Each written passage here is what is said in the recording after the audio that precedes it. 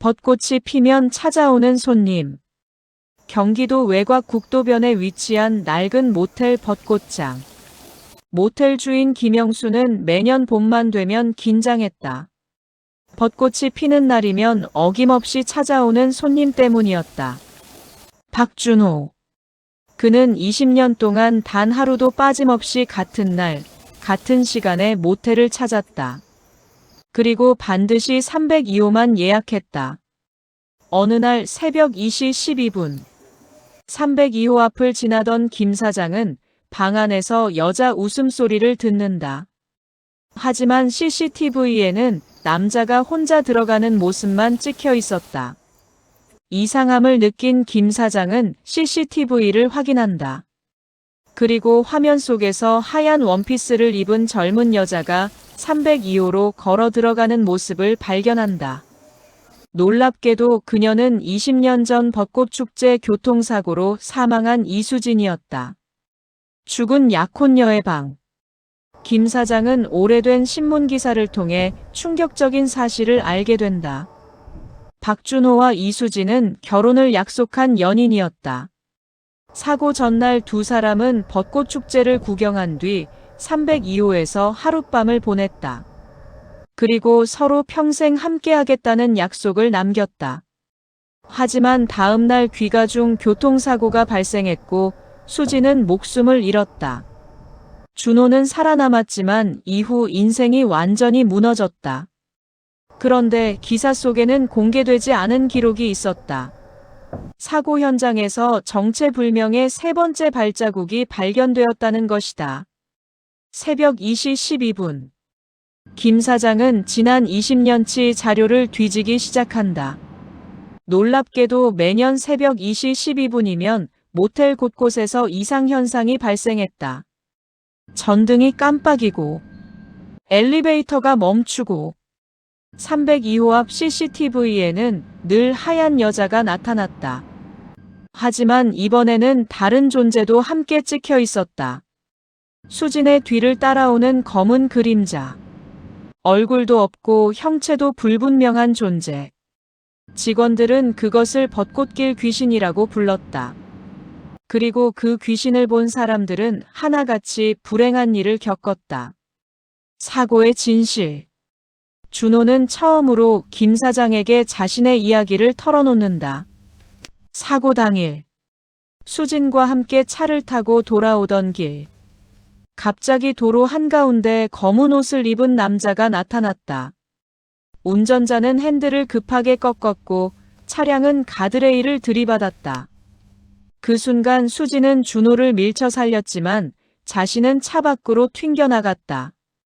죽기 직전 수진은 이렇게 말했다. 그 사람이 다시 올 거야. 준호는 그 말의 의미를 지금까지도 알지 못했다. 벚꽃길의 그림자. 김 사장은 사고가 났던 벚꽃길을 찾아간다. 마을 노인은 무서운 이야기를 들려준다. 수십 년 전, 그 길에서는 연인들이 자주 사고를 당했다. 그리고 사고 현장마다 검은 옷의 남자가 목격되었다. 사람들은 그를 벚꽃길 저승사자라고 불렀다. 그날 밤, 김 사장은 사고 현장에서 낡은 사진 한 장을 발견한다. 사진 속에는 준호와 수진, 그리고 검은 옷을 입은 정체불명의 남자가 함께 서 있었다. 하지만 준호는 그 남자를 기억하지 못했다. 302호의 초대. 그해 봄. 준호는 평소보다 일찍 모텔에 도착한다. 그리고 처음으로 302호의 꽃다발을 가져간다. 새벽 2시 12분.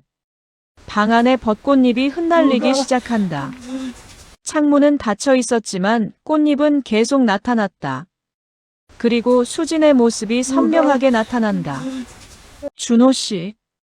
20년 동안 꿈에서만 보던 얼굴이었다. 하지만 그녀 뒤에는 검은 그림자가 서 있었다. 그림자는 마치 수진을 끌고 가려는 듯 손을 뻗고 있었다. 마지막 약속.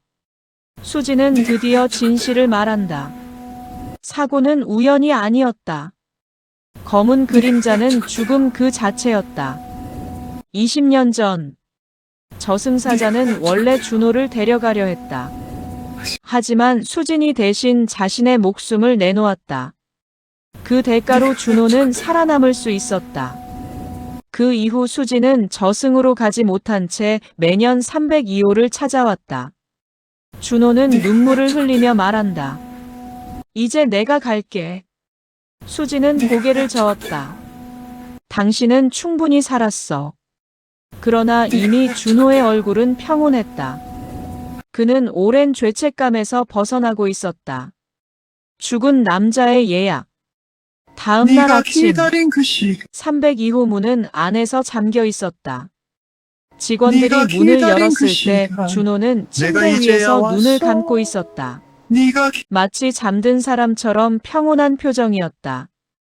손에는 네가 20년 기다린 전 그 수진과 시간 함께 찍은 내가 벚꽃 이제야 사진이 왔어. 들려 있었다. 네가 장례식이 끝나고 1년이 흘렀다. 벚꽃이 네가 다시 기다린 피었다. 그 시간 김 사장은 예약 장부를 확인하다 손을 떨었다. 예약자 네가 이름 기다린 그 시간 박준호. 체크인 네가 시간 기다린 그 시간 오후 7시 12분. 네가 302호. 기다린 그 시간 놀란 김 사장은 급히 방으로 달려갔다. 하지만 네가 방 안에는 기다린 그 아무도 시간 없었다. 내가 이제 창가 테이블 위에 벚꽃 2송이만 나란히 놓여 있었다. 그리고 네가 거울에는 기다린 그 누군가 시간 손가락으로 내가 적어놓은 이제야 글씨가 왔어. 남아 있었다. 네 이제 함께 갑니다. 그 네가 순간 창문이 기다린 그 저절로 시간 열렸다. 내가 이제 벚꽃잎이 방 안으로 날아들었다.